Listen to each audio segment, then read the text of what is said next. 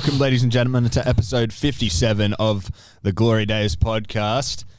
It is 8 p.m. on a Sunday night. And I'm over here now. And Will's over there now, and I'm over here. You have the logo. Meaning that any clips that you get from me losing my shit today will be partially covered up by the Glory Days logo. Brand awareness, though. That is true. That is true. We do need to get it in. We need to get the badge in. That's strategic thinking. I wish I wasn't getting this badge in, to be honest, because quite frankly, this badge has taken years off of my life, and we're going to get into a lot of that today because we have just come off the back of a 2-0 away loss to bottom of the table Wellington Phoenix. Are they still bottom of the they're off the bottom of the table now, right? Yeah, they're ahead of us. Which means that we are now one spot from bottom, only above the Western Sydney Wanderers, who, to mention once again, have Ryan Fraser. So it'll not be long before we inevitably find ourselves... We weren't going to give up the spoon that easily. Well, no, I mean... You know, wasn't going to be that straightforward. You wouldn't want to see the Glory giving up silverware. I mean, sorry, I will just say, I was saying to the guys before we started recording, I haven't been this just kind of fuming since last season with the Ross Pelligra Beethoven. Yeah, that. You know when you're having a shit day and then all of a sudden you'd accidentally fumble and drop your phone face first onto the concrete and it cracks. Yes. And it's like, well, I was already having a shit day. Now my day's even fucking worse. I've actually had that sort of, not with my phone, but so we went to the shoe, right, to watch the game. We did, yes. Not long after that, I went home and went straight back out to go watch the Wildcats, who then lost, done for the season. Yep. And then the next morning I've just finished a 10-hour shift. So all logic and feelings of maybe you shouldn't say coherence that, Will. is gone. Yes, it's just going to be pure. pure. The podcast was maybe you shouldn't say that. It's kind of not here right now. Yeah. It's too late. I'm too tired. I'm too over it. So James may have to do some editing. But I will. Okay. Oh no, we're gonna keep James busy. Oh mate, I hope you've got no plans tomorrow, James. There are several comments.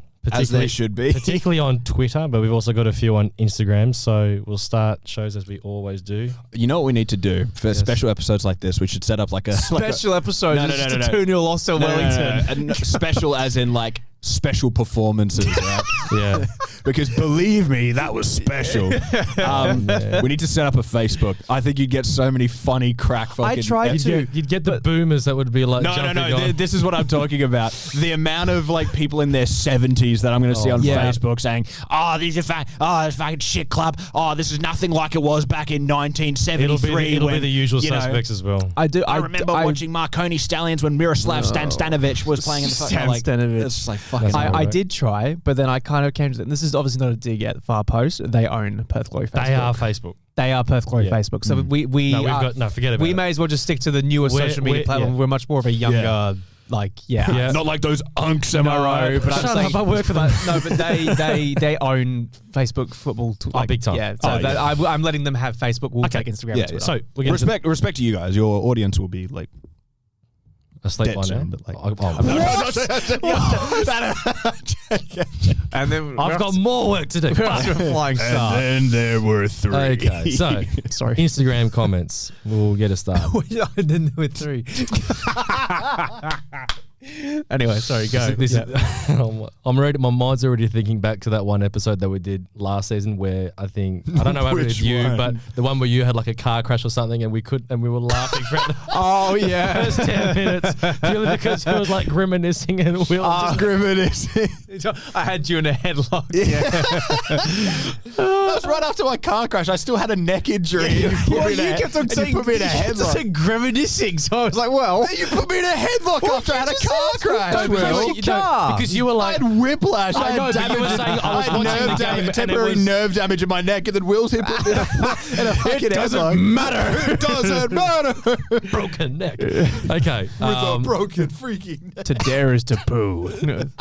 I'm going to say that way too many times this episode because To Dare Is To Poo is the quite literally our motto since the I'm getting a David Drillich mask. Since the Pelligra group took over. If anyone can make a David Drillich mask, please do send that through. So, Instagram comments. Send it through. Eggs and tea. I knew it was over when collar came off. I think not like before. I think it was over when we weren't stringing more than 3 passes together without losing the ball. That was when it was over. Yeah. I think it was over when I started watching Paolo Retre off of the right wing start cooking our fucking defense. Or Nagasawa as well. Oh, Nagasawa as well. But Paolo Retre was really like when that was grim. Simon Wads. Rome wants its statues back. No point saying finals is over now. It was gone ages ago. New expectation for Griffo. Don't come last. I need to see someone edit the player faces onto those like Chinese terracotta statues. Like the terracotta warriors. You probably could because you have that many players. Oh, you actually could. Yeah, you could. Matt Hughes, he said, real nail in the coffin moment. The front line was absolutely anonymous for most of the game. Chris Ingham, he said, that was painful to watch, ! It was like watching an amateur team playing to keep the score respectable against a far more superior opponent. Yes. The midfield couldn't string a pass together unless they were passing back to a defender with no pressure. Mm-hmm. I see a team who are happy to finish bottom, not give the finals a good crack. Poo emoji. Dare Is To Poo. I agree. He didn't say that. I just added that. Oh. I thought you just... Did you come up with that, by the way? No, bro. Have you not seen these clips with the guy that wears the Ange Postecoglou mask? And Jason Cundy and Jamie Hara on TalkSport. Have you not seen it? No. I've seen the TalkSport. I've never heard Dare Is To Poo. No, there's a whole episode where this guy's wearing Ange Postecoglou mask on. No, I've seen the clips of that. And he just rage baits him, and he goes, "Yes, you're so right. Dare Is To Poo." Yeah, like, and it's the new thing. Like, it's just what people say. Oh, it's I can't find a better one for it. Oh, the rage bait is absolutely if we had like a soundboard, that is even better. Aiden Augustine. Oh wait, okay, here we go. Oh, can I just say before Sure. we get to this? Can I read out some text messages that Aiden Augustine sent me, right? So he sends me before the game kicks off, and I did see his message. He says, "Hey, Pookie, do you think the Glory will win today?"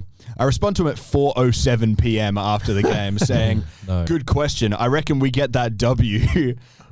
He says, "Hey, man, I don't know when you sent that message, but we were both wrong, I guess. I said I sent it at 4:07 p.m.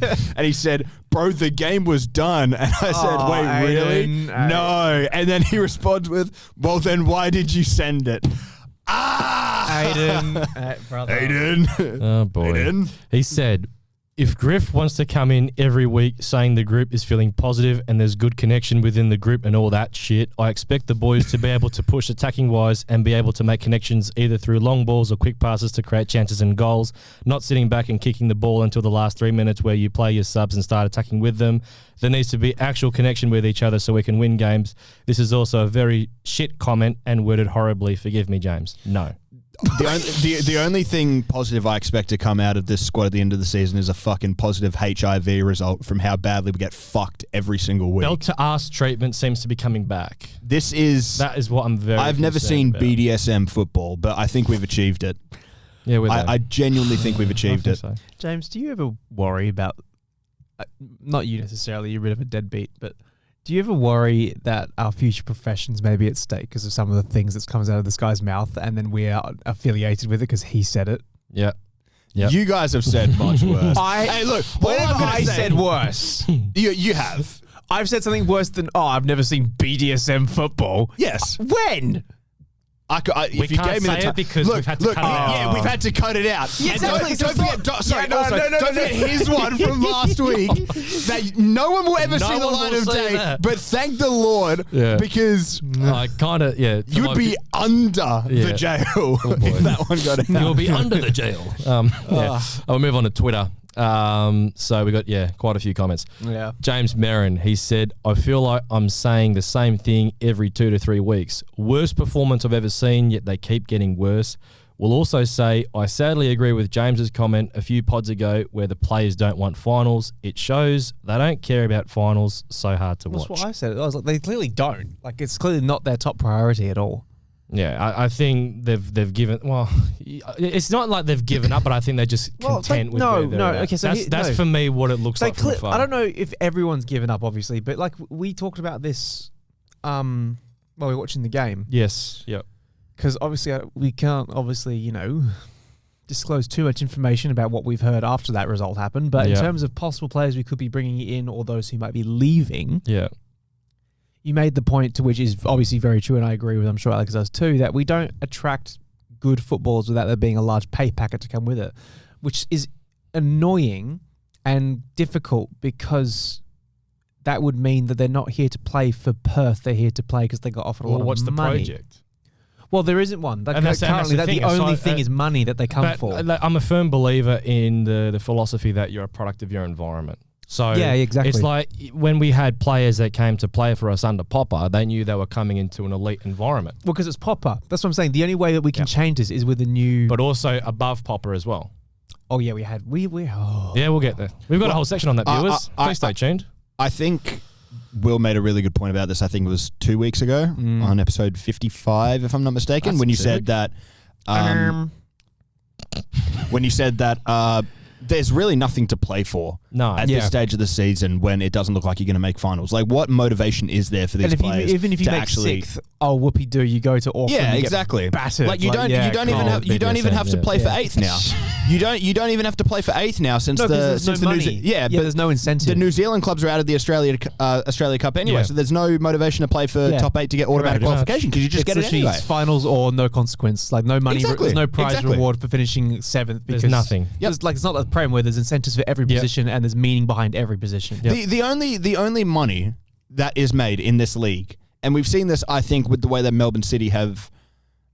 I don't want to get into that. It's purely transfer. I don't want to get into that second leg they had against Buriram because that genuinely, I'm not even joking when I say that might be the worst game of football I've ever seen in my entire life. As someone who's been watching the sport religiously, we get to play since the age of 6 years old, that is the worst game of football I've ever seen in my life. I think it set back Australian football about 20 years. I think it set back football in 20 years. That was awful. Yeah. But yeah, I don't feel bad. But even that, they're having a horror A-League campaign. They got embarrassed by Buriram, embarrassed Australian football by meaning that we can't get an extra Asian. Well, there's a coefficient that's going on shit, no? Yeah, exactly. Yeah. Well, we have to wait another year to try and jump China on the coefficient. But beside all that, they've still pocketed millions of dollars just from getting through to the round of 16. Yeah, because they're in the top tier Asian champions. They are, but that's what I'm saying. It's just like there is no financial incentive for teams in the A-League or in Australia to actually want to do well because NPL clubs are practically making just as much profit nowadays as the A-League clubs because it's costing the A-League clubs a lot more to perform. The players don't give a shit, and the NPL clubs who are actually propped up by local businesses, fans that actually care, sponsors, all the above. They are making a pretty penny, and they have players that actually want to play because there's things to play for. Every game you play so that you maybe can earn that professional contract like Luca Tavia or like a Hiroki Ayayama, God rest his soul. But there's things for the players to actually play for. When you get to the A-League and maybe you're like 30, 31, what is there to play for? You're not going to move to Europe. But that's more of a broader question. But I think for us, what we're seeing with our performances is that if you look at, to be more specific, after that Auckland win that we've had, and you look at the impact of having no Lawrence, no Bosdanovsky, it's been pretty scary to see just how badly we've dropped off and how much heavy lifting those two were doing. I really wish we extended Bosdanovsky's one-match loan from Auckland last year. That would have been nice. I did just want to clarify, Ayama didn't die, in case anyone goes, wait, what, he died? Because he's still alive. That was Alex just being silly. But just in case anyone... Speaking of Alex, Puckle's comment. Oh, here we go. He said, was going to say that this attack pisses me off more than Alex, but after seeing what Pennington did, ... fuck you. Hey, look, whoever said Pennington can't score goals, I hope you're oh my God. quaking in your boots. Pennington is this podcast rage bait final Pennington boss. Pennington has scored more goals this season than Adam Taggart. I want people to let that sink in. Will? Why do you say Will? I'm not Adam Taggart. If you want to go talk to Adam yourself, go do it yourself. Go by his front door. Yeah, go on. I think Josh is closer to doing that. Jum, he said, off day, haven't seen the midfield and defence so poor since the regime change. Wow. The regime change. Griff, guys, who's going to be the new Ayatollah? He works at Mirrabooka. So, and we go like when regime. I don't know if I can say this. We're going to say it anyway. James, you can cut it. I'm very sorry. But I sense something coming very soon where instead of Nuremberg, it's going to be like Mirrabooka. Mirrabookenberg. Yeah, the Mirrabooka trials. Yeah, the Mirrabooka trials. Yeah. What's that movie that they've got? What, Russell Crowe? Yeah. I'm halfway through it. Really good movie. I haven't seen it yet, but I've heard it. I've heard it's movie. good. Oh. But I'm just trying to picture someone AI deep faking fucking Ross Peligro onto that, bro. He's like, I don't know what's going on, guys. Yeah, it wasn't me. I wasn't there. I didn't do anything. I didn't do anything. Nick, he said, I was in Dubai. I didn't do anything. Nick said, sack everyone. Who? Which one? Everyone. What No, limit? who said it? Nick. Oh, I think you're Mick. Like no, Everyone but Gareth. ban meta. Everyone but Gareth and the people that run the members lounge because they're quite nice. Ethan, weak, lifeless, pathetic, mundane, embarrassing attempt at playing football. And that's just James. Could do with a comment there, or a comment there, I should say. Daniel Philgate. Man, that was a tough watch. No press, no structure, and absolutely zero threat. Just 90 minutes of slow, passive, clueless football. If that's a level being coached during the week, it's no wonder the season's gone. Another last place finish incoming. Oscar, he said, didn't watch the game, so feel like I've dodged a bullet. Yes, you did. Nice to see world-class winger Pennington scored another goal, though, so must take the bad with the bad. I nearly broke down crying at the shoe, by the way. Yeah. That was how bad it was. By the way, I didn't realize this. The shoe does really good cafe food. I was going to say, shout out the shoe, bro. Shout- Oh my shout out gosh, to them. the value for money. The iced mocha, And the panini that the chicken and brie chicken panini pesto and for brie panini. $11.50. For $11 for that combo. Unreal value. Yeah. Should have just done that a is- food that is- review instead of the game. Mate, that's cheaper than a fucking Egg McMuffin meal. That's a bit scary. I talked to Jonas, who was the manager on shift. Also, my best friend, if you're listening, Jonas. Aww. And he explained the reason why it's so cheap is because it's like, if it's not sold at the end of the day, they just chuck it, or they have to get, or the donut or whatever, because it's all made fresh every day. Yeah. So that's why it's always so cheap, because they have to sell it. Yeah, 'Cause it's, yeah, they don't do. Can you get like the shoe to sponsor us or something? That'd be nice. I'm sure they have enough money. I've seen how many people waste their lives away in that bar sinking endless hard solo At orange 9 in the morning. at 9 in the morning. You know, yeah. Actually, There could be a sponsored segment that the show do. no. Leave that with me. All right. Leave This if podca- it doesn't happen, it's fucking This Will's fault. podcast Yeah. drinking session was brought to you by The Shoe Bar Oh and my Cafe. God. No, I Perth. think our player rating's been sponsored would be. Stompy. Oh, here we go. I know there's so many factors that have played into this, and it's not all on Stan, but at the end of the day, if you're making comments like this and two years later we are still at the bottom of the table, Oh, is there this has the to one be with the action screenshot? taken. Yeah. This is the one with a screenshot that says, if I don't deliver for this club and we're having this conversation this time next year and we're not competitive and we're not doing what I promised, I won't be here either, Peter. Peter. Yeah. But that wasn't, again, I want to remind people that he wasn't talking about this season. He was talking about last season. season, and yet we're here again, and he should have been gone over a year ago. And look. Look. I'm going to be honest. I'm going to call out the rest of the podcast here, including myself. We can be quite inconsistent with our opinions. Really? Yeah. One way, like for example, Yeah.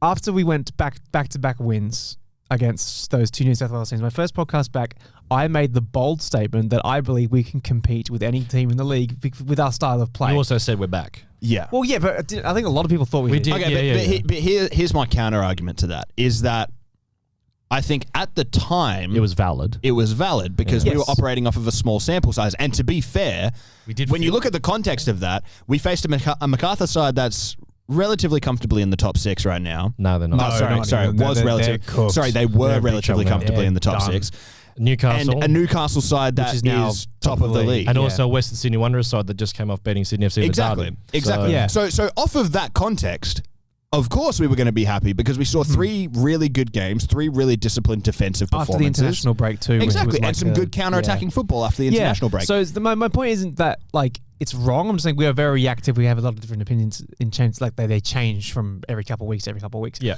So what I'm going to say is that it wasn't that long ago that we were saying things as we can't blame Stan for how we were playing because he's done his job in terms of getting us the right players. Yeah.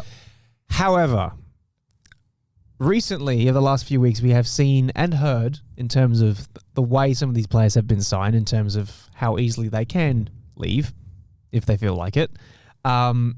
Clearly, it's not a very good job because whether you want to put it down to the profiles we've signed or the manager search we did afterwards after we lost man. Dave, Yep. or whether it was keeping Dave.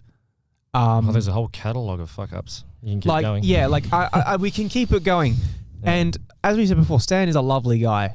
Genuinely, like if you do meet him, because a lot of our viewers haven't, if you do meet him, you won't find many people that are in the game that are as enthusiastic. He's enthusiastic. He's very open. Yeah. He talks about anything you want to talk about. He's very welcoming. Like he's an amazing personality. Yeah. And I understand he's learning on the job still. Yeah. But it's just what really gets under my skin is just the radio silence. Like, we have been poor for the last 2 months, right? At least. Like since the turn of the year, yeah. Definitely. Yeah, we have been absolutely like dog water, if you want to go with that kind of lingo. Sure. And there has been absolutely no communication or any, like, even an idea of how we're going to fix it, right? We've obviously heard from Griffo and how he said he's planning on, and, you know, we're motivated this, we're going to try and do that. Obviously, with your meeting too. Yeah. But in terms of those who actually have power and a say over what we spend money on, what players we bring in, what staff we're going to have, all these kinds of things, we've heard absolutely zilch. And I'm just very lost right now. Yeah. So I think as well, we never really gave Stan credit for anything above bringing in good quality players. Yes. We never knew the context of the means in which those players were brought in. I think it's fair that once we now do have that information. It's like, like Bosler having that really cheap release clause. The $450,000 release clause, when he very easily, if he was on a regular 2-year deal, probably could have gone for a couple of million. At least. With the current market. We could have asked for that. So when you do look at that, obviously it puts a dampener on things. But I feel like it is completely fair and justified to criticize Stan for the lack of action off the field, or the lack of appropriate action off the field. You look at the fact that it was essentially his decision or his advice to Ross to keep Zrilla on off the back end of last season and give him a full preseason and the first 2 games of the season to then sack him anyway for Griffo. Yeah. And by that point, we had no time in the transfer window. We couldn't bring in any new signings. Griff had to, you know, do the best with what he was given. And look, it was a Hail Mary I put this all on my statement from last night. If anyone didn't see it, I put a statement out on Twitter addressing a bunch of shit. But Griffo had a rough situation in that he was dealt a deck of cards, but not all the cards were necessarily useful. Yeah. You know what I mean? You ever played Coup? Sorry? Coup. Yeah, it's a card game. No, I haven't. Basically, it's like a lying game where you get given, there's like really bad cards, really good ones, and you have to like bluff, and people calling you to bluff, and you were bluffing, you lose, but if you weren't, then... That sounds about... I've heard of that, Yeah, it's a fun game. So basically, he's playing Coup, and he's got no good cards. He's just kind of trying to pretend. It's Liar's Bar. Yeah, but it's a bit more complex. Like the cards have particular powers that you can use to do things in the game. Yeah, look, essentially, Griffo was dealt a rough hand, but my issue with it is that he has shown no willingness to try and adapt. He has shown, which is again my big thing. No willingness to accept responsibility for performances. Yep, it's just always it's one thing after another. And I've said this as well. Yes, he was dealt a rough hand, but at the same time, he's just not been good enough. And it's the same with the players to a large degree. They've been dealt a rough hand because they have incompetent management above them in a lot of different ways. In but most areas, it feels in most areas of the club. But unfortunately, on the pitch, they haven't been performing. It's a product, but it's a product of environment starting that. Everything starts from the top and then filters down. And we put out a comment, well, you'll be seeing this on Monday, but we put out a comment where it was from Vince Grella, who's a director at Perth Glory, and he said last year in April, he said, while my name is attached to this football club, I never want to see Perth Glory anywhere near the bottom. Well, we're kind of back there again, and this is despite Glory, to my understanding, being one of the heaviest spenders on player salaries in the league. So that's what I'm saying. It's not about the money. Ross has given us enough. Guys, why are Glory fans so upset? Look how good Catania is doing right now. But that's the thing. It's like, don't you care about Catania and how well they're doing, guys? It's like common denominators, though. It's like you've got Grella and you've got Toscano, who was a head coach, and apparently he was on the verge of getting sacked. Or there were reports in Italy that he was going to get sacked, but that it didn't end up happening. And they're second, and while they have been inconsistent, they've clearly rebounded this season. Second's still second. Second's still second. You can't argue with that. They're second, and we're second from bottom. That's the difference. It's like maybe after 2 years there should be some questions over the people that have the power to make decisions. Bro said and maybe. I'm trying to be as perhaps political as I can. But, perhaps. I think there's some pretty serious issues, and we'll discuss them a little bit later. Lachlan, did we end up winning? Fell asleep after 15 minutes. On a serious note, Sutton to Wooten to Kaltak is such a dangerous attack. Hey, Griff got the game plan all wrong with this one. Playing so centrally meant that Piper and Eze didn't have to press too much. Centre-backs didn't have to press too much. Oh, geez, mate. Fucking work your English out. Matt. Didn't have to press the centre-backs too much, but could also cover. Jums had he's had another comment, old Jim. He said there were players way off their best and a few tactical mistakes too, I'd say, with actions between the forwards and midfield. They're much better than this, and timing is good if they learn from it. Can now make the right changes for the run-in, especially for games at home. Paper, scissors, drill. Oh my God, our viewers are going to have their shits with us. This is the most unserious podcast. I was having a mental breakdown last night, writing a heartfelt letter to Glory Management, and now I'm here talking about. And people are going to think I'm gay because I asked about your sleeper build. No, I sent an email to Ross Peligra this afternoon. So like, okay. I've already had my time today. I don't need more. PGFC.enjoyer. Woke Football Club. You need to change that handle, bro. I'm sorry. There's what nothing are you to enjoying? Enjoy. There's nothing to enjoy. Korean barbecue. Penny's enough to shouldering the ball to the opposite side of the goal instead of leaving it for Matt to claim. Okay, I will say though, that's a bit of a silly one. Matt was never gonna fucking get that. I don't blame that own goal on anyone particularly. Either Penno leaves it as a tap in, or he has to do something. He has to do something. It was just like boom. It's a bit of a shit one. No, because to be fair to him, that was the right choice because the keeper can grab it if it's off the shoulder, and so that's actually I don't have a problem. It was with just that. one of those like comedic glory goals. We're going to lose anyway, so I don't really care. It's just kind of Lachlan. He said, "I mean, what's Shamoon doing for that own goal? Misses an open header under no pressure, leaving the ball to just hit Pennington. Then he has no urgency to clear the ball off the line." Boom. Luke. To be fair to David Drillich, we were always better against Wellington in every game by far compared to this performance. Who said anything about David Drillich? Why are you talking about him? Brought him back just for he who shall not be named. Voldemort. Say that name here, Harry. Yeah. I'm a Voldemort.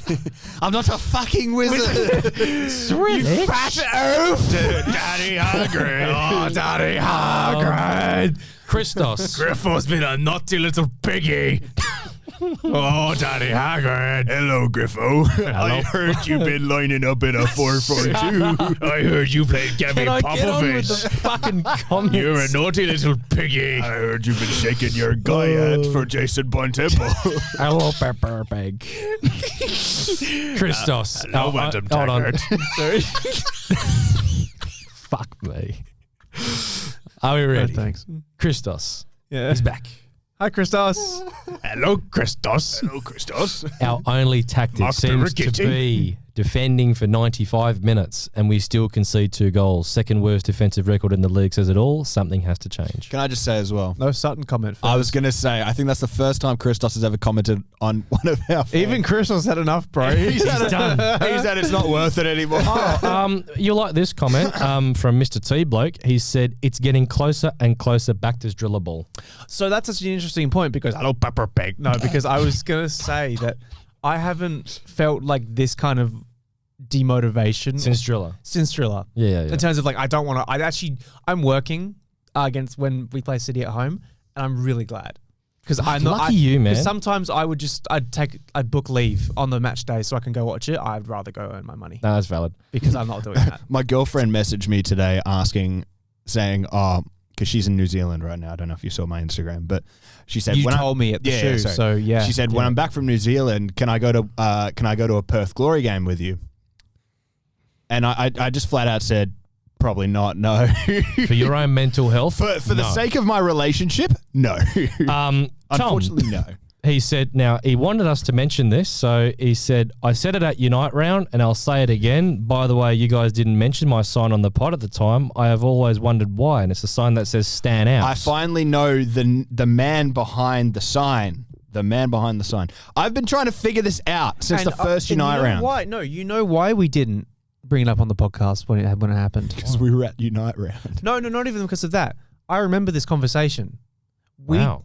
Yeah, I do remember this because I was like, why can't we say it? And you, this isn't a dig at you. I just remember you saying that we shouldn't even recognize it because we didn't want to Upset cause any people. conflict. Yeah. That was back when we were still in the 50-50, like maybe we give them a chance to work it out. That was back when we had like 30 subscribers. Yeah, that was back when we didn't want to piss anybody off. Yeah. Now we are very sorry. I love at pissing the people time off. when because I was there Yeah. and I saw it, I was like, yeah, fairs. It was on my match day vlog. We were all cheering it every time he'd Well, flip around. it's getting to that point now where if not when, then are we ever going to make that change? Well, I Like, think towards- he has to. Well, Ross has to. it's not to say that Stan again. It's not to say that Stan is a bad person. He's not, and we have to say this. I don't know how many more times I have to say it. He is a great guy. but it's like, cool. you have to objectively judge someone by what they say and whether they can actually deliver.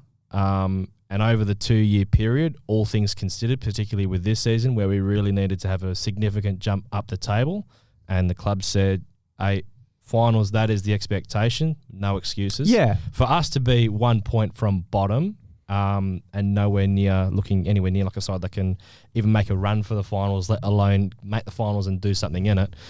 Yeah, there have to be questions asked because this guy, along with others, because it's not just on Stan, he's just been the most public face who's copped, I think, a fair bit of unfair criticism, in isolation only. These guys are going to be having the keys to decide how we go for the 30th anniversary. A little bit of an interesting discussion I think we can quickly have. Sure. I.e. clip farming sesh. Yeah. I'm joking, but not really. Which one of these do you think will happen first? Either A, Ross sacks Stan, Bontempo, Rado, and Griff probably goes with them as well. Yeah. Or Ross sells the club. Oh, Ross sells the club. Do you think Ross sells the club before he gets rid of his mates? Yes. No, I think so. Or do you think Ross has enough balls to say enough? Probably is enough? because of if you think of it like a sunk cost kind of fallacy. If you like, he's already invested that much that there's no point in You getting think it. it's going? I think it's going to go the opposite way. He's going to go, oh, this is just a sinking hole of cash. I'm not doing this anymore. Well, it depends. I mean, but that'd be great if Ross is here in Perth so that we can talk to him and understand what his thoughts are. I and where suppose it they're also at. depends how successful his business ventures in WA have been so far and if those are profitable. But if it's not working for him in terms of his actual other business he does, then why would he want to have anything to do with Perth if he's not having any profits in anything else? Because he's obviously far more involved with Catania. He's there at all their games. Yeah. He's obviously Which got makes sense. He's got business ventures there at Catania, so that's understandable. Yeah. But it's like, we're at a pretty serious point of where the club is at. If we want a property builder to own the club, I'm just about ready to hand it over to Justin Merendino at this point. Valid. Lorraine, she said, why are we not using Sam Sutton when he is clearly getting forward and shouting for the ball and wanting to attack? Well, we've been saying this for Because weeks. our club is racist against New Zealanders. This is happening week in and week out. Wooten doesn't know how to pass left. I think it's because Sam Sutton has a weird accent. And it's because, like, when he's asking for a cross, it's just like, yeah, pass the ball, bro. They're like, oh, I can't understand you, Sam. I can't give you the ball. So it's pass the other way. sideways. Yeah, but I completely agree because even when we watch the home games, you can see Sut's making those runs behind, and he just Sam doesn't sound like that, by the way. That's just a very a piss poor take, rendition of a New Zealand. Yeah, but he's just not been used in the right areas, and I fully expect him to be gone by the end of the season. It is very sad, but he's an attacking wing back who's not being allowed to look. attack. Here's the thing: is that now that we figured out that the only reason we got Bozanovsky, well, we can assume that the only reason we got Bozanovsky is because that his contract included a very, very cheap release clause. I think it's fair to say that most of the players that we signed above, well, sort of under the age of 25 or around that age range, that were probably better than this squad, or maybe a bit too good for us when they came in, probably also have a similar release clause. So I really wouldn't be surprised if Sam, who was someone that we knew at the start of the season or at the end of last season when we were going in for him, had interest elsewhere.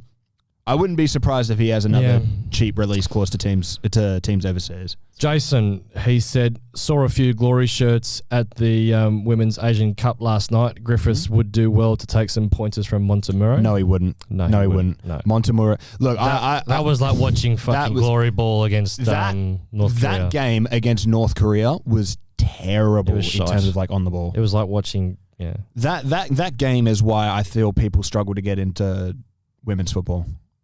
genuinely, it was so bad. Yeah, I can understand. So the incredibly Matildas as a What's this, brand. sorry? The Matildas career game. The way the Matildas were playing against North Korea.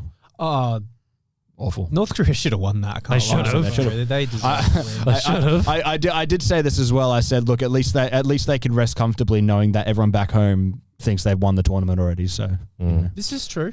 All things Perth Glory, he said, we must have signed a bunch of Wellington sleeper agents. Easiest way to explain why we perform like that. And then Ali G commented his, or quote tweeted his statement. Yeah, we don't have to read that one out. Fair enough. Go check it out on my Twitter if you want. Daniel, bottom again, ole, ole, ole.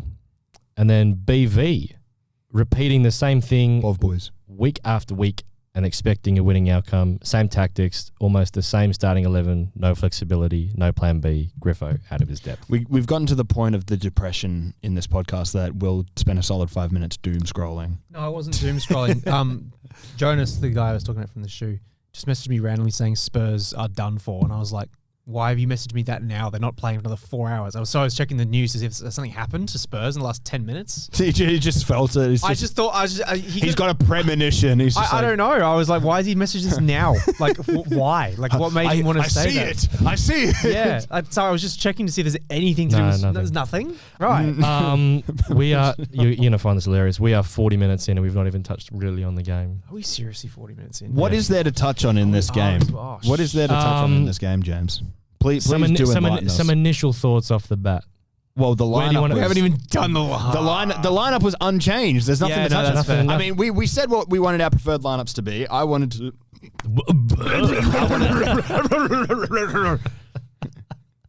He's speechless, bro.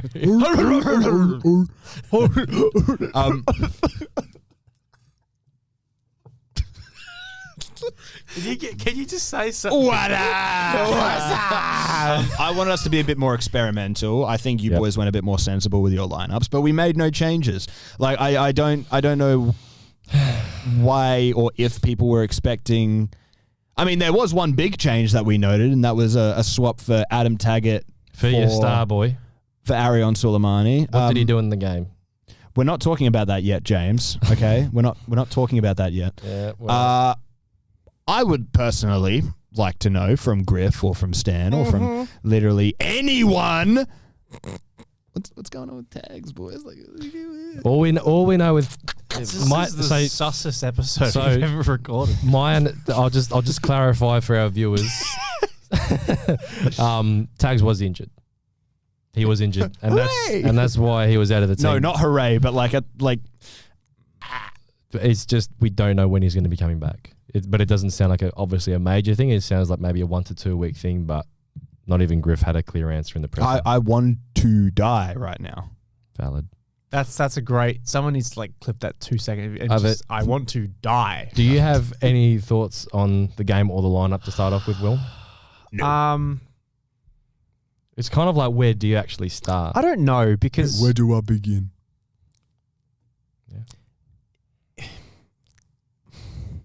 Just This episode has been very high cortisol. yeah. right. To Dare Is To Poo. Initial thoughts on the lineup were obviously where is Adam Taggart in terms of like not even being on the bench. fucking dare Griff. Yeah. But like, what are you gonna do? Like, we don't have a deep squad in terms of like let's take someone from the reserves and they can do a decent rotation. By the way, how crazy is it that at one point in the season we had 35 contracted first team players, And now it's like a and we're here saying, yeah, we don't really have depth, do we? No, the thing is, even though we did have 35 players, the depth wasn't good depth. It wasn't. It wasn't like we had these 35 decent players. It was 20 decent players. Yeah, and 15 just like why, you know.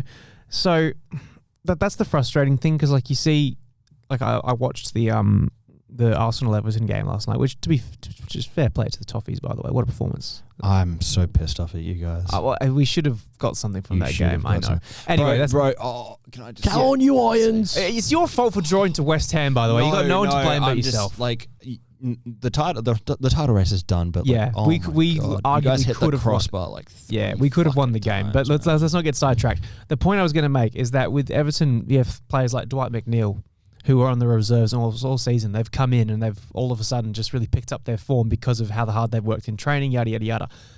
The Glory don't have like those players that are fighting for spots and then can come in and make a difference, whether it's because we don't have enough quality in the reserves or the bench that are fighting, or players that are good enough talent-wise naturally are just not fighting because they don't care.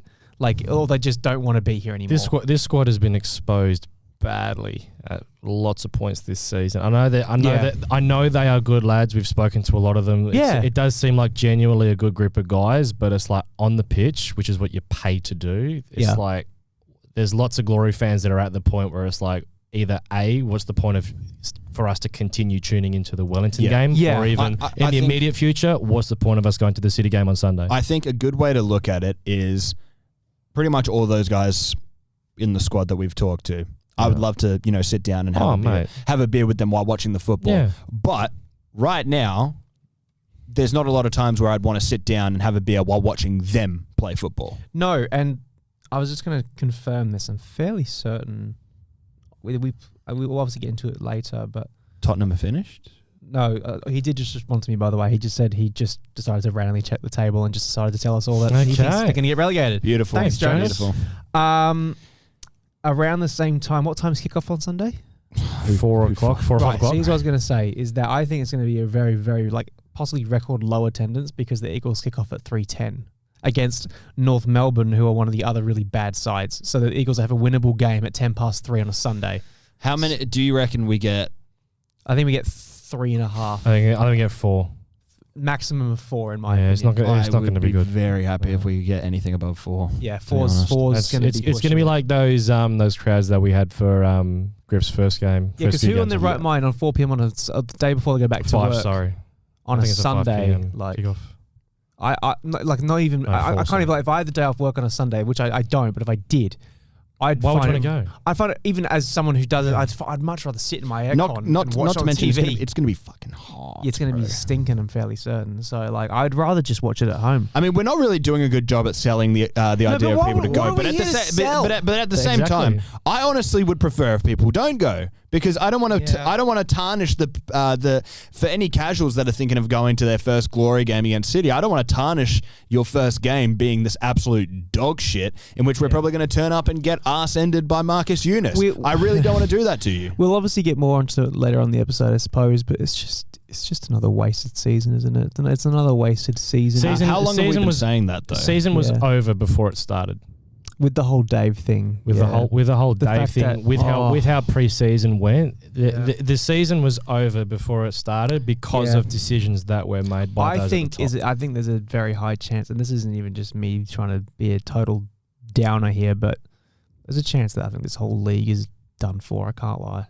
It feels a bit. Well, even Melbourne Victory had a fucking shit crowd attendance against MacArthur. I don't know if the league necessarily is done for. Not football in Australia, but the current structure. I think that the A-League either needs to be restructured, like you said, or it needs to downsize. It needs to downsize. It's not sustainable. No one is making money right now unless you're in Asia. Yeah, that's because it's not the A-League. That's the thing. Asia. So on the game. Because we may as well get into it. Yeah, this was arguably one of our worst performances of this season. There isn't a whole lot to say, to be fair. No, so I'll just go through it. So the first real chance of the game, that was Kazuki Nagasawa's effort. So goal kick from Oluwayemi. We won the first ball, but then I thought Wellington were far more hungry. Rufer played the ball over the top. Will Freeney got his intervention all wrong, and it got to Corbin Piper. Nagasawa really should have scored from that. You give that to any top forward in the league and they put that away. Can't take away from the goalkeeping though. I think he missed it completely. But as in he made himself big. He made it difficult to score. He did the right thing. It was good keeping. Bill Tuiluma really should have scored from that header that he had where Sutton missed his punch completely and literally it would have been an empty net, but he just sent it high and wide. I've never seen a player that looks less like a footballer. You said he looked like a rugby player. He looks like a rugby player. Yeah. Where's the build for it? He looks like some Samoan guy that does like McDonald's mukbangs in his car. Oh, fair enough. Like that's what he looks like to me. Okay. Does he not? It just looks more like that rugby kind of build. Exactly. He's playing in the right country. He's a big horse. Yeah. Big horse. Wellington, it's like for how ordinary they've been this season, they looked fucking good.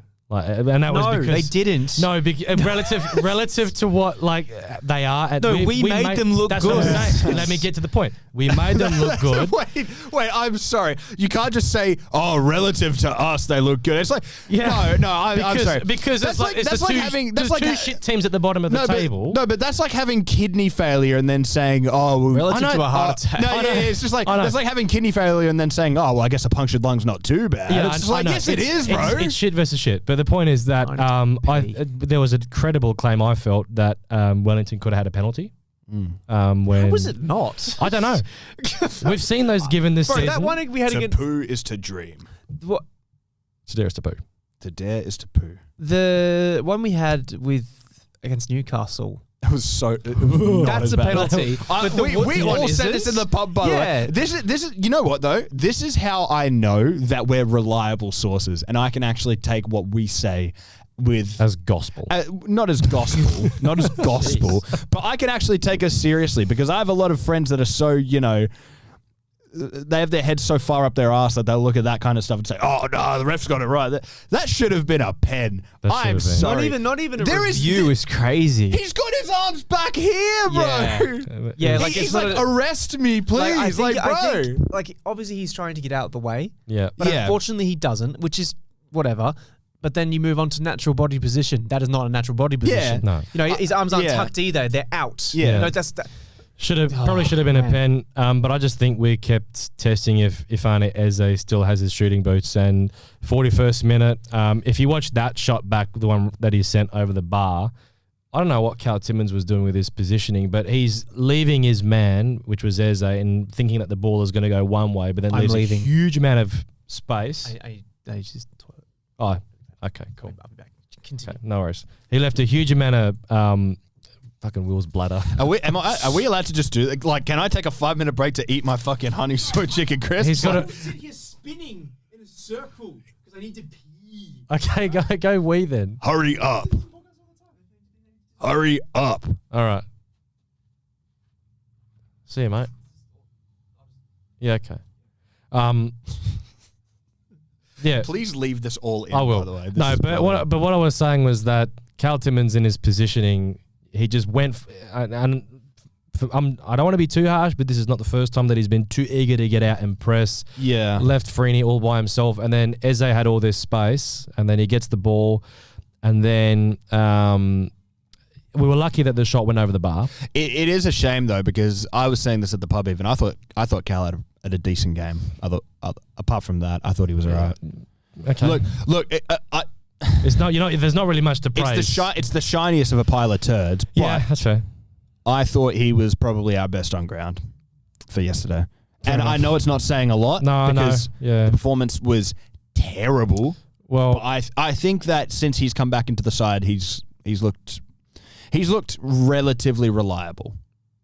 Compared to a lot of other performances we've seen. I just think there's been no improvement or evolution to our midfield, and this is obvious since Bozanovski's left. That guy was carrying our midfield like we would never believe. 100%. It's just 100%. Bozanovski and Lawrence papered over so many of the cracks. Way too many cracks. Way too many. But that, if anything, though, raises questions about the squad composition, like we've been talking about for ages, and that you've got a huge squad, yet you don't have reliable depth or even a good system and structure in place. That if you don't have those guys, there are other routes, and that was kind of what we were talking about last week in the bit that got cut out about. Nice of you to join us, mate. Did you wash your hands? Cool. Nice. Sorry, we're still recording, yeah? Yeah. Okay, good. I just want to make sure I press record. We still good? Yeah. Good. All right. Sorry, viewers.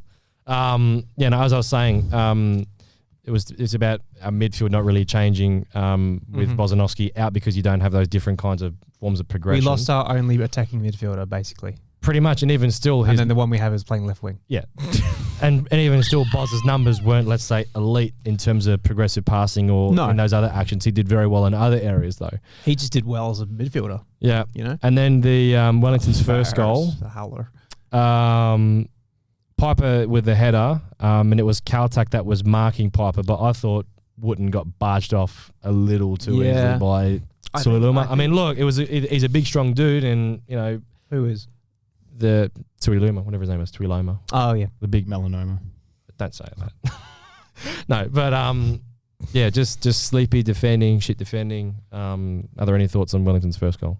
I think Woods deliberately did that because he heard what Alex said and he just doesn't like Alex. So he wanted to play. What's the one with Steven Gerrard missing the pen? Fuck that. If I don't score this, Roy's going to lose his job. Fuck that. Yeah. Corbin Piper picked a pack of pickled Perth Glories. And, Okay. yeah. Fair enough. Thoughts on the goal? Any thoughts on the goal? No. Nah, Woods has got to do better. The whole team has to do I better. don't want you to try and aura farm as this big Brexit means Brexit English centre back and then get bullied like that, man. Yeah. Like that's mate, you've done well all season, but there's been a couple of things the last few weeks where I'm like, Bit all right, dodgy. lad. Like, all right, Perth Glory captain, let's have a chat. Like Yeah. but even on that regard too, like if you're the Glory captain or the captain of any football team, you've got to be a set an example, Yeah. and to be out muscled and out. I don't even know what Outfought. Yeah. for the ball like that, especially when you're supposed to be the main man in defense. The Perth Glory captain. Yeah, you got to set an example, and it's just not good enough. I thought Kaczarski was very lucky not to get a red card. 58th minute when he took out Oluwayemi. Not enough. Oh, really? Not enough. I felt. Okay, but let's be honest. Let me say why. Let me say why. Out of any keeper in the league, Oluwayemi deserves it. Right, Alex, no. you just keep saying things. No. But like, Just let me finish. But he does. Let me finish because he comes through like a bat out of hell, obviously, and just obviously the lad's frustrated. He's having the graveyard shift again, like he had pretty much last week against Auckland. He's come through like he's been slung out of a cannon, taking out Oluwayemi. If the referee was feeling like more of an asshole, could have been a red card. And then how fucked would we have been for City and possibly the next few games if betting what Taggart's injury is? I mean, maybe it gets your boy Arion Soleimani some opportunities. No, I can't lie at this point. Just put Gabby up top, bro. We've tried everything else. Shit, did I? Oh, no, that was an unserious take last week. No, I'm actually dead set at this point. What have we got to lose? Like, at what point do we say, fuck it, just play the kids? Like, at what point? Might as well. Who's that one guy, Ollie Evans? Yeah. To be fair, in the last couple of NBL games, Ollie Evans has been... Yeah. He's been doing all right, I heard that too. Yeah. Look. You said NBL, not NPL. I said NPL. You said NBL. NBL. Who fucking cares, bro? Sorry. No, he got a really nice Trivella assist against... The Trivella is what's most important there. Sterling or Perth? Perth in the second game when he assisted, was it Santiago? Oh, I don't know. Santiago. I don't fucking know. Whoever scored the first goal, Lewis Solid, maybe? Solid, yeah. Really nice assist for that one, and scored against, I think got a goal and an assist against Sterling yesterday. Fuck, not bad. So he's on some good form. He's someone I wouldn't mind saying. And the thing is, the difference between someone like Ollie and someone like Despo is that I'd say Ollie's game in terms of what he plays for the NPL probably translates better to what we're currently set up with. Translation's the most important. It's not about talent in the NPL. Yeah, because how well does your game translate Despo, to the league? Despo's one of those players where you could put him in like 5 or 6 positions in the NPL and he'll be your best player on ground. But you put him in the A-League and it's like that sort of his performances that sort of really utility. scaled Yeah, just that yet. sort of that sort of utility role just doesn't really cut it. Of course, he's still finding his feet, but I think but like at this point we should be looking for young guys that deserve a chance in the first team. Despo is so far, and this is obviously not his ceiling, and obviously I'm not saying that the other guys he's reached his peak either, but so far he has just been Trent Osler 2.0. Like a useful squad player that you can play in multiple different positions who won't do a necessarily awful job. But won't be an he won't like wow you. Yeah. Like he'll do a decent job where you want in every 5 games. You'll go, he gets like a 6.5 because he did really well. But like he won't do anything where it's like, wow, that was very good. He deserves to start every week, you know? Yeah, that's fair. I thought with, again, our defending, passive, standoffish. Eze had an opportunity in the 63rd minute that was saved well by Sutton. Yeah. I think they should have buried the game, as I wrote down, afterwards because there was the back pass from Wooten to Sutton that got intercepted by Eze, and then he eventually found Rufer, shot blocked, and then it was Nadjarine afterwards who had the shot saved. But we were just offering nothing in attack. And then 83rd minute, Matt Sheridan, he lofts in that deep cross. Shamoon, basics, how you missed the header, don't know. And then Pennington, it was like, for fuck's sake, Comedy Central, back again. Literally, you could have played the Benny Hill theme and there would have been no different. Like you could put that goal in the catalogue of like probably 30 or 40 goals that we've considered the last 5 years that have just been utterly comedic. But yeah, I can't like think of the word comedic in Perth Glory like just being like so bad. Synonymous. They're synonymous. Like not even that. I instantly think of the gif of Kenny going, "I'm a decent bloke."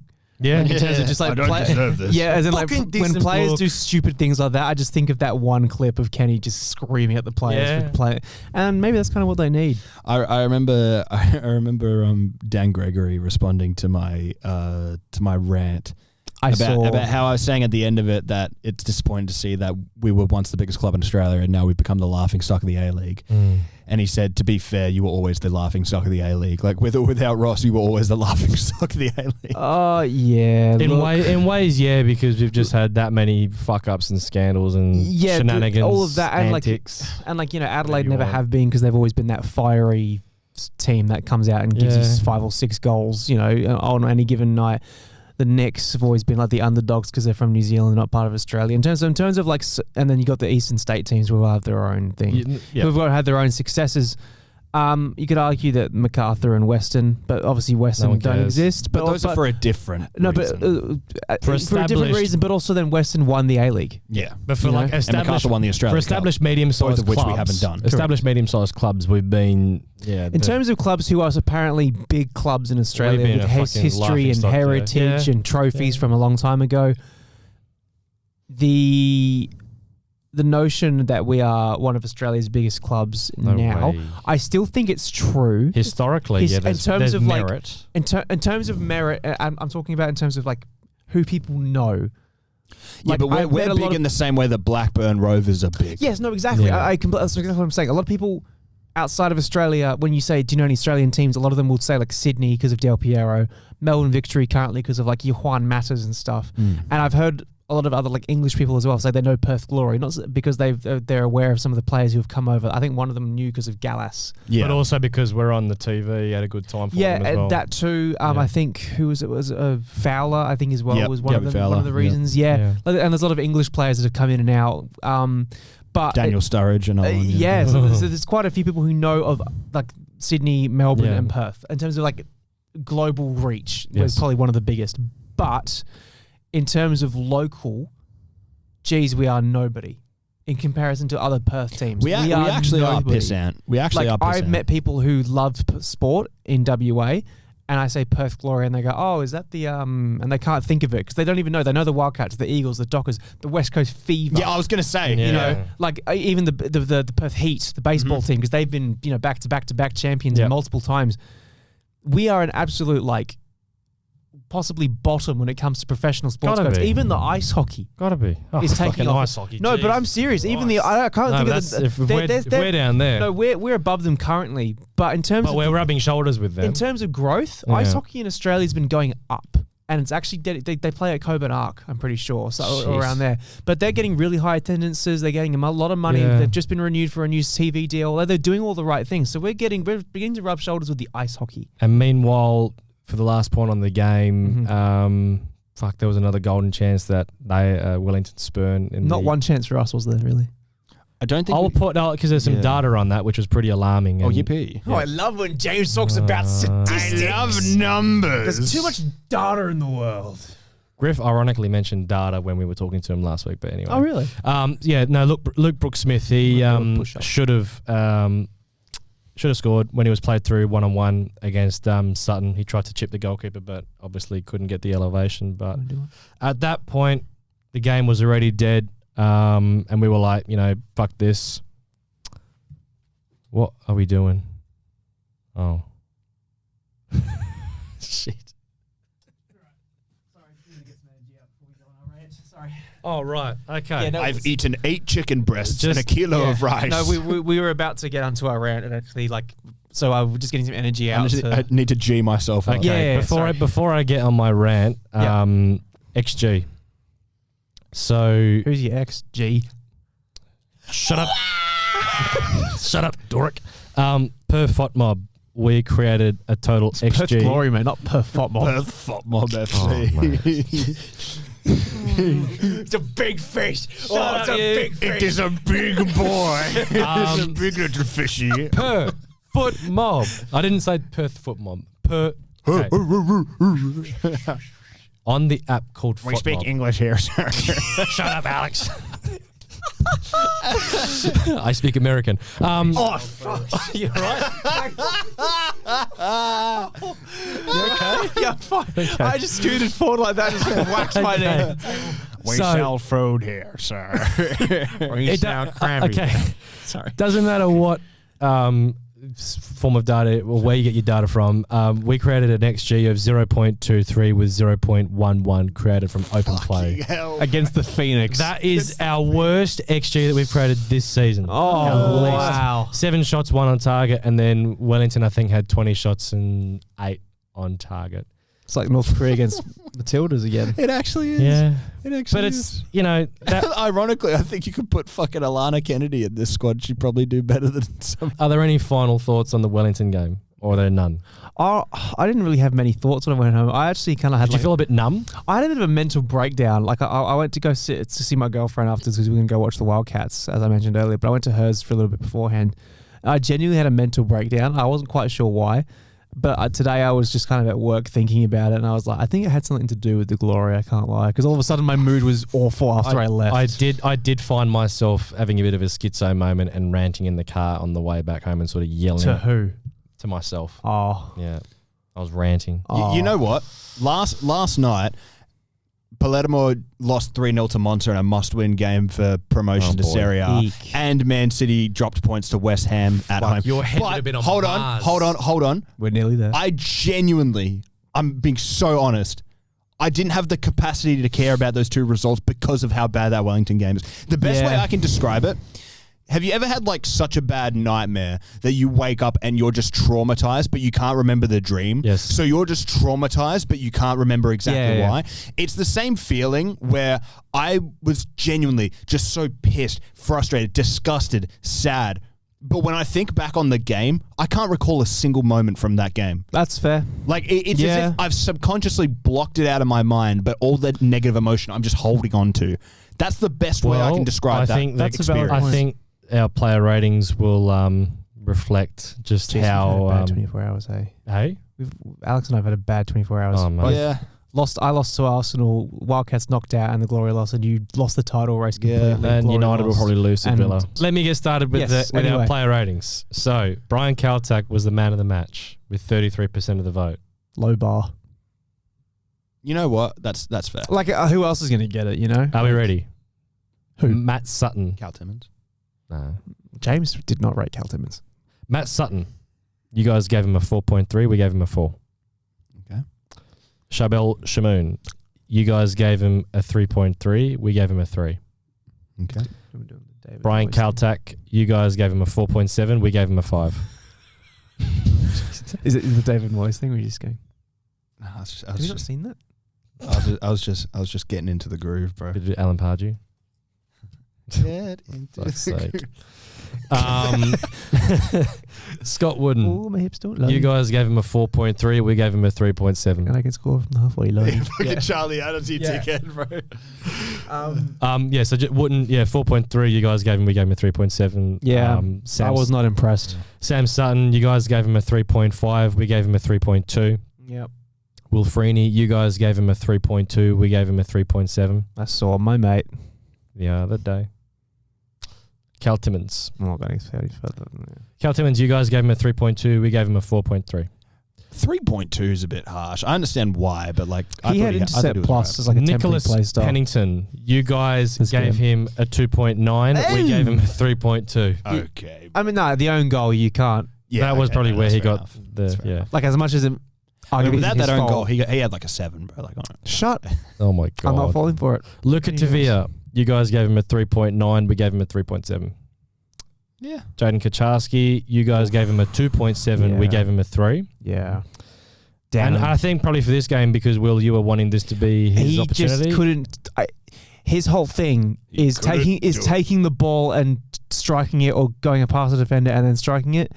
I specifically remember one play in the second half where he got the ball and he just lost control of it and left it behind. And I was like, okay. I think I remember the exact. I was just like that sums up my utter disappointment in that this was a game for you and you stuffed it. I still have faith that JK will come good. I just don't think he's not come bad. He's just had a bad game. I just don't think he's being utilized properly at all. No, but this was his chance to show that he's against one of the worst teams in the league. He was not set up. I know, but like if you're a good enough player, you know how to make your own chances, which is his whole thing that he can create for himself. But to a certain degree, it's like you can't make your own chances when you have 40% possession of the ball. No, it was 50-50. Oh well, fuck you then. It was 50-50. But to JK's credit, we just aren't that good of a team on the ball. It's like, oh no, shit, James. Of course we aren't good on the ball. Yeah. But that's just our problem. Given the right support, he might have done better, but it was just such a shame. Steph Kolakovsky, you guys gave him a 3.3. We gave him a 3.7. Yeah, there's nothing more he could have done either. His whole game is about getting on the ball and getting behind, and he just never got anything. Gio Diabriu, you guys gave him a 3.8. We gave him a 3.7. Alex was delighted to see Arion Soleimani back. And he gave him a 2. A 3. You guys gave him a 3.4. We gave him a 3.2. Trent Osler, you guys gave him a 3.1. We gave him a 3. Anthony Didlitzer, I liked what I saw when he came on. I did as well. You guys gave him a 4, and we gave him a 4.3. Josh Risden, you guys gave him a 3.3. We gave him a 3.2. And then the Lion Man, here we go. 0 point. You guys gave him a 1.8. We gave him a 0.7. Alex was the only one who gave him a 0. Did Josh do player ratings? No, because he's not on this episode. Well, I didn't know, because I've sent player ratings when I'm not on the episode before. Fair. He was, yeah. Because he didn't watch, I he didn't watch the gave game Griffo either. a That's 0. fair. Do you want to have I mean, obviously, why would you not? Why didn't you? Because I didn't know we could. Well, now you know. I will be giving 0s from now on. There you go. There's one player in mind. No. Even if he doesn't play, I'm giving him 0. Stop. Oh, stop. You naughty little You boy. don't know who I'm talking about. Melbourne, Yes, I do. Melbourne City at home coming up. Is there much to even preview? Because this might be probably one of the worst games because we this say season. this and then we go and do something stupid like a 2-2 draw against Auckland when we were like, it's going to be like 4-0. I don't get it. So what you're saying is that we should just keep predicting that we're going to lose. It's the classic old saying, Will. It just never have hopes and dreams and you'll never be disappointed. To Dare Is To Poo. Precisely. I'm actually going to purchase a David Zurich mask. I don't think I'm going to get a custom ordered David Zurich mask and I'll have it here by the end of the season. And you can hold me to that. I will be finding out how he got it. And we will get you one of those like clown hats and bow ties. No, the David Zurich mask is enough. Okay. Wait, should it be someone else? No, he's Driller. No, it really should be Driller. Okay, fair. Yeah, we can't really do anyone currently at the club. Yeah, we we are, are, mate. No. Anyway, Get a matching set. I want Driller. I want Stadge. I want Zads. I want Richie. oh my god. The 4 horsemen. I want a Stephen McGarry one. Fair enough. Thoughts on City? Poo. To Dare Is To Poo. Yeah. It might genuinely be the worst 0-0 draw back to back. It reeks of that. It reeks of a nil. So, as you said, to Dare is to poo, and I'm saying Melbourne City to us poo. Oh, fairs. I mean, I don't even think. I think it'll be 0-0. Yeah. Honestly, yeah. You know what? Valid. I'm gonna match you there because it's like I'm still scarred by what I saw against Borough. Yeah, because I watched that game as well, and I was like, they've got a man advantage, and they're dicking around with the ball. For and it's quite like, literally, what are you doing? Quite literally, 90 minutes. Yeah, of a game of football. It's like, what the fuck are we doing? And it's like, they've got great facilities. I'd love to have some of their facilities here in Perth, but I mean, if you're thinking about, if we're talking about if Griff is not going to be our guy next season, fucking how many clubs are going to be looking for a new manager at this rate? Because I'd be stunned if they keep Aurelio Vidmar. City, Western Sydney, Wellington, MacArthur, possibly Brisbane, possibly, probably. So basically half the league. Seven clubs. Fucking hell. 7 clubs. I have found a website that makes them. Oh my god! For $15. Oh no! And they are on Etsy. Oh yeah. No, but I just on that City game. this has been one of the most demotivating periods of being a Glory fan, and it's like I know that we have players that watch us. I know their families watch us as well. Have you already ordered? No, I'm going to though. But I'm sorry. Yes. No. But what I'm saying is, cheers, Will. Yeah, this has been an exceedingly depressing period to be a Glory fan. I genuinely don't really think there's much to talk about. No, we're back where we are. Like we're like, let's go on to next week because the season is done. The season's done. The season is finito. There's no point. Yep. There is no fighting for Australia Cup.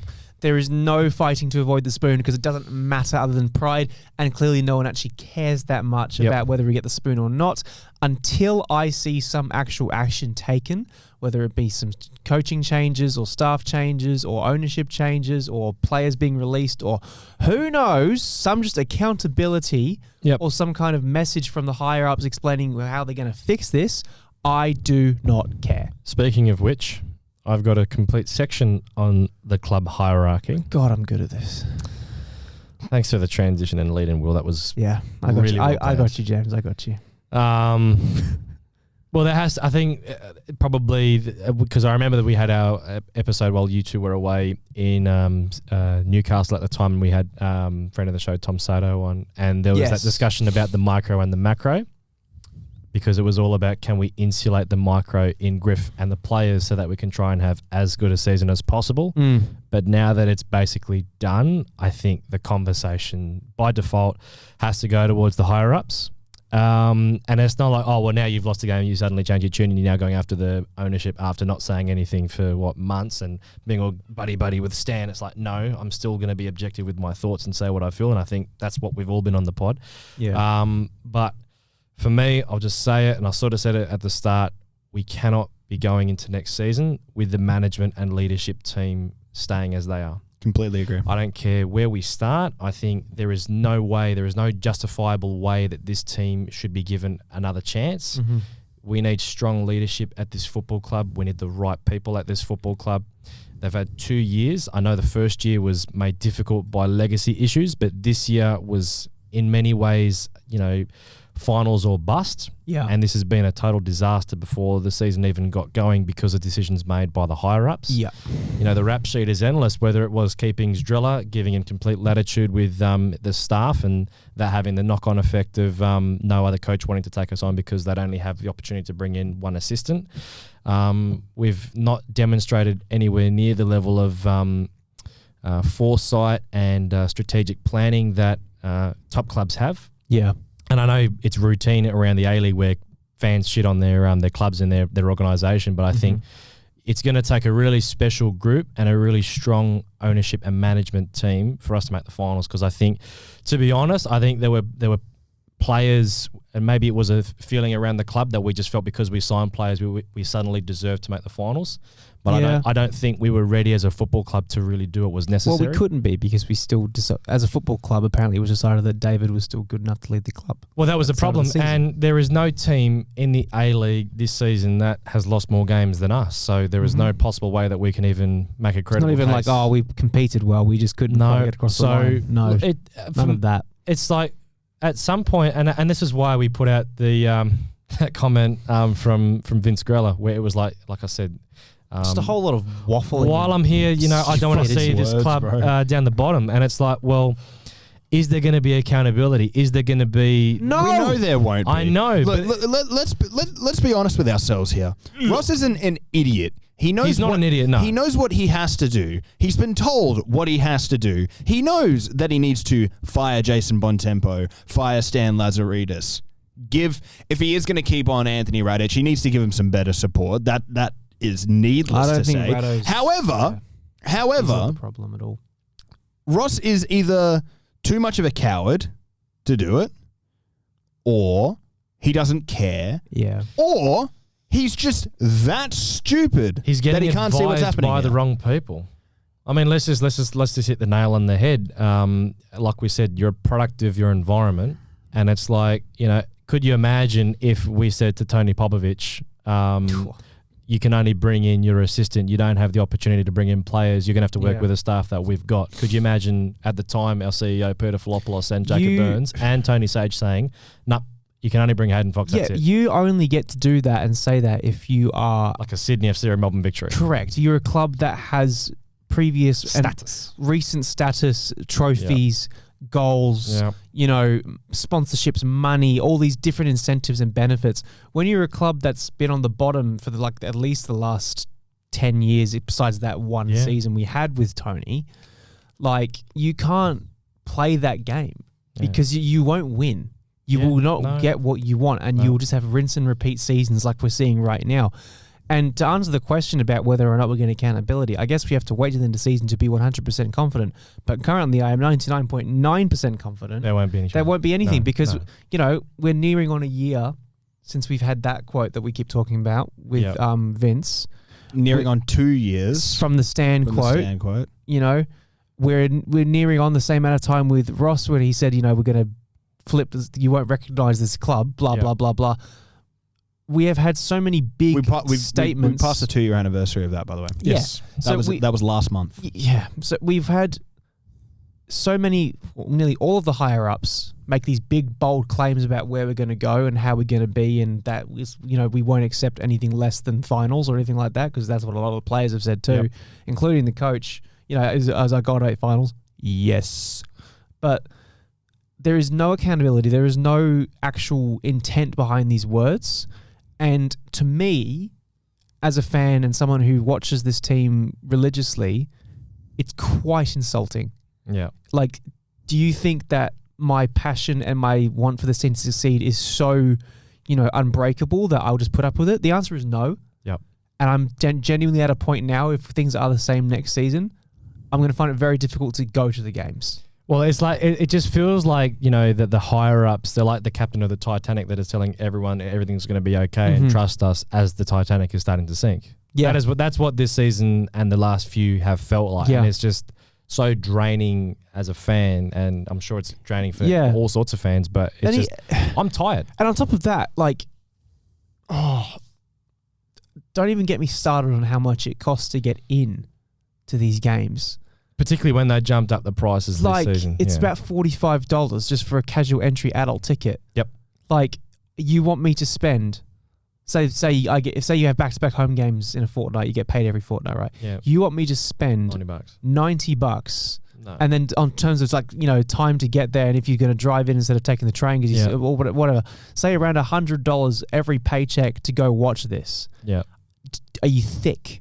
Like, do you think that the casual fan or even the most passionate fans such as ourselves will continue to put up with this? No. Absolutely no way. I'm at the point now where, you know, I don't want to take time away from what else I'm doing, because now going to these glory games is now like bottom of my priority list, because I don't feel like they care. Yeah. So why should I look? I'm not attached to the ownership. I'm attached to the club and the badge, probably not just the ownership. It probably isn't that so much they don't care, but it's like at some point, I'll put it this way. If Ross was here every single day, being here in Perth and living and breathing what we're seeing. Yeah.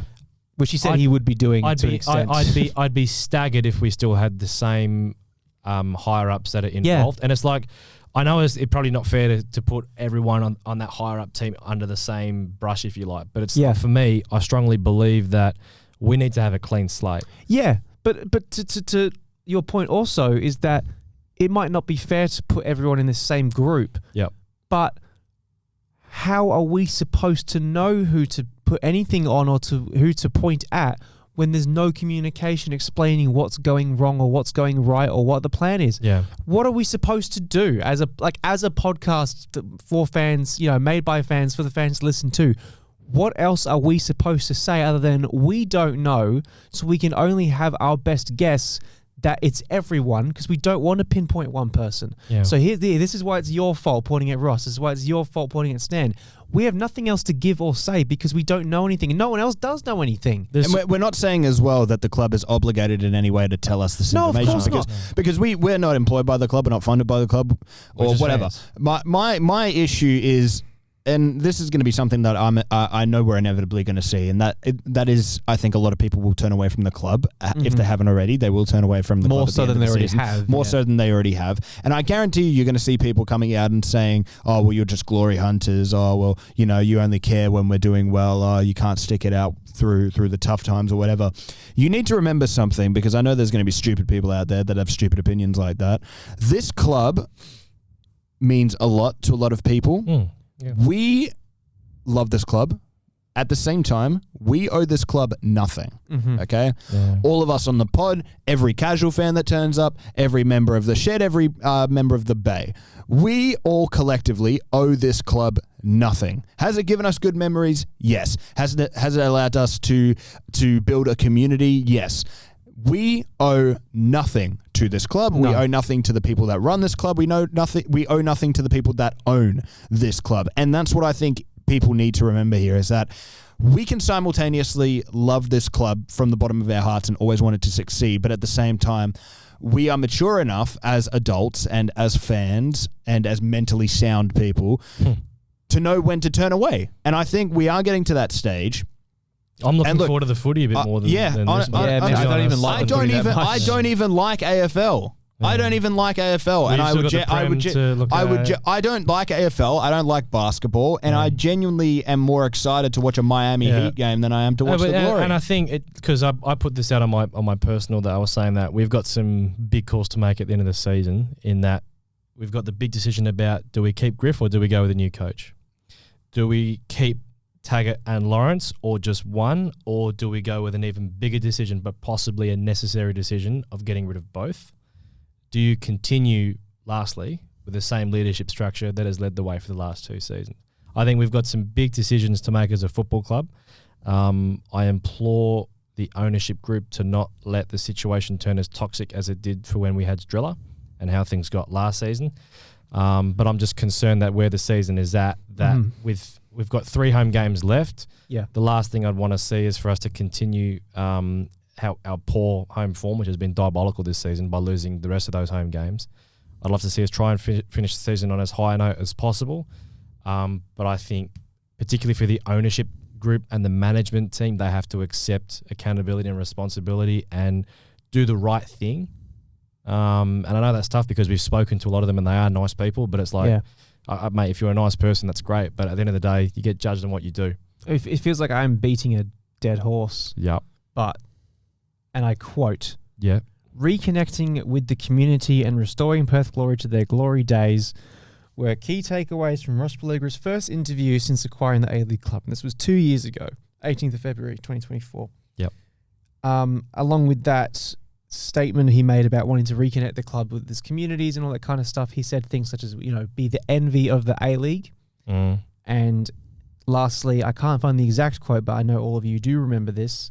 At one point, he also stated the importance of needing to be open and show good communication with the fans. Yep. So when we say, and when you say, which you're right, and what you said was right too, about how they don't owe us communication. We're not employed by the club, blah, blah, blah. You're absolutely correct. They don't owe us it. However, when you buy a club, and one of your first things you state is that communication is going to be one of your biggest priorities, you can be entitled to hope that you're going to have communication because you just said you're going to do that. Yep. So when you hear little to nothing from the very man himself who said this was going to happen on a seasonally basis so far, maybe like 2 or 3 letters or emails a year. We had that AI generated statement. Which I did put through the filter and it was not good results. But I know we're not entitled, but also you can't just say you're going to do something and then not do it and then expect fans to be okay with that. So Ross's last comments that he made about the Glory were ahead of our first game against Wellington. So this is what he said. Seriously, beginning of the season, that was a lot. Oh, so he said, this year we focused on the pitch, building the team up by making 11 signings. It needed a change. We've made the investment and the playing group need to show that they're sweating in their shirts. If they put in their best, the results will come. I now need to see that dedication from them and I need our members and fans to support them. The last 48 hours, I've been waking up at night and thinking about what's been happening and all the changes that we've made. As the owner of the club, it's on my watch and the responsibility falls on me. I believe in the coach, David Drilich, and football director, Stan Lazaridis, and the players who've signed. We've done the best we can with the team, and now I want to see the results from the players. And that's pretty much what he said, along with Mirror Booker. So Radio Goo. yeah, Radio Gaga. Like, and that's all we've heard from him. Blah, blah. And now we're near the end of the season and we've heard nothing. yeah. Correct? And Pretty so much. he didn't even say anything when we got Griffo? He said nothing he official? basically said that we believe in the potential of Griff, so to speak. Who's we, bro? Him. Yeah. We at the Polygra group. Yeah. Are there And any? I don't want to dislike him. That's the thing. I've said this so many times. I don't want to dislike any of the people that run the club. I don't want to. But you make it really, really, really hard not to. You make it really difficult not to go, can't be asked with him. Because you can't, everyone from the top to the bottom keeps saying they're going to do these things and they're not like these huge promises they're making either. They're saying they're going to do the bare basics of being a good owner and being a good chairman, being a good director of football. You're making these claims that you will do the bare minimum in terms of communication, and you don't do any of it. And then when you do communicate, it's making another big promise or making another big statement, which you know you can't keep, but you'll just pretend you never said it. And it's just so frustrating because you now see some of the new ownerships that are coming across the league, such as with Newcastle, and how good they're doing and how they're just straight direct football. And they're doing things to help with the fans. They're doing these great little promos with their ticketing deals and membership offers. They're doing such a good job because they understand what the A-League is. It's not the Premier League. It's a local country league where the standard of football is not ideal in terms of the rest of the world, but they know what the product is and they lean into it. You know? We are not Serie Chair. We are not Serie B. We're not Serie A or whatever you want to call it. I don't even know if I said Serie Chair, right? I just hear you say it. But we're not like other leagues in the world. We're Australia. We have AFL who try and knock us off every chance they get, so you have to be prepared for that. We have rugby, which also has a very high viewership. Everyone here loves to watch the Premier League because we're all a bunch of immigrants who've come across from Europe anyway and have family heritage back there, so we're all going to want to watch the Prem and, Italy and Spain and Portugal. So you need to understand what your brand is. Your brand is never to be this is your number one favorite team. Maybe as a kid it is, like for me it was, but as you get older, you get much more invested in other things. You have more time to be invested in other football. So you need to understand what the product is. And the product isn't Perth Glory is the best team in the world. Perth Glory is going to be this. It's Perth Glory Cares is a local community team, and we want you to come out and have a good time and watch us win things. That's it. We don't want anything more than that. We don't want to be world beaters.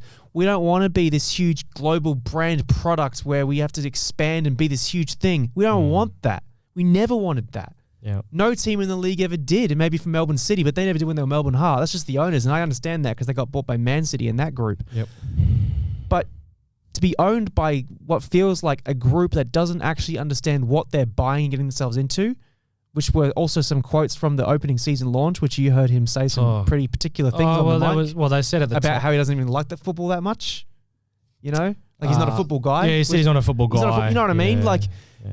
you can't have both. You cannot make these statements. I'm talking to Stan, I'm talking to Ross, I'm talking to Vince, and be spineless. You can't do both. I love Rado as well, but even our logic publicly for when we sacked Driller, it's like you give him all this latitude and support for him and then sack him after 2 games. It's just inconsistent This logic. club has such an awful history with backstabbings, by the way. Yeah. Such an awful history of scapegoating and backstabbings and then pretending we said things, pretending that we never said things. Right? Like when we see with the whole Andy Keogh situation. Don't get me wrong, club legend, but gee whiz. Yep. There's a lot of people out there who don't like him because of what happened with salary cap scandal. And I don't blame them because we were supposed to all just forget how poorly that was handled. There's a lot of people out there who don't like Tony Sage because of some of the things he did under the rug. And again, he always cared, but he knew the products, but I don't blame them for not liking him. The problem I have is that this club seems to be built on a history and a foundation in the A-League era of pretending things never happened. No matter who's in charge, no matter who's up the top. The only time I can remember that not being a problem, we even had it with Tony, by the way. One of our most successful seasons, there were things that he said he was going to do and then he just left and then we all pretended everything was fine. You know? Yeah, there was like the foundations are set and then it was like we never saw and then we never heard anything else about that, you know? The only time I can remember was when we had TP here. He was always very transparent. He'd own his words. He was on Twitter consistently responding to people saying, you said this. And he went, yes, I did say that. However, things have changed. Now we're doing this. Or to give clarity on something like, for example, the COVID rules at the ground. Things like that. So that is the only time from the time I started supporting this club to now where I remember there being enough transparency as a fan. of a local club, because this is our local. Okay, Yeah. for so many people in WA and the rest of the country, for their local teams like Sydney, Melbourne, whatever it is the team that you support is, this is our local. We have our big team in Europe. Yep. Right? This is our local. And you can argue that you can just go as your NPL team. That's another argument I don't want to get into right now because we don't have time and I don't have the energy. Yep. But this is our local team. This is not the team we want to go see conquer the world. This is our team we want to see do well in our local league. So treat it like anything other than that is a mistake. And it just doesn't feel like I think maybe 1 year we had it feel like that, which was under Tony when he understood what the A-League was. And he got the right people in. And he got the right people in who understood the league, Yeah. which was people like TP. Yeah.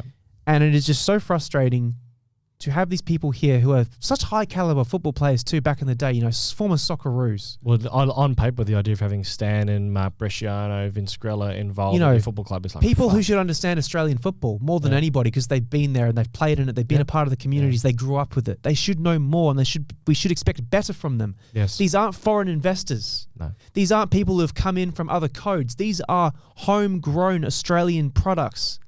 And yet they're so far off it in terms of understanding what we must do as a football club that it doesn't make any sense other than it's just pure incompetence. Yeah. And we've seen foreign investors come in recent years and get it a lot more correct. Yes. You look at Auckland. American investors that have come over. Yes, they've had football club before, but never anything in Newcastle the A-League. American owned as well? I can't remember. Maverick Group?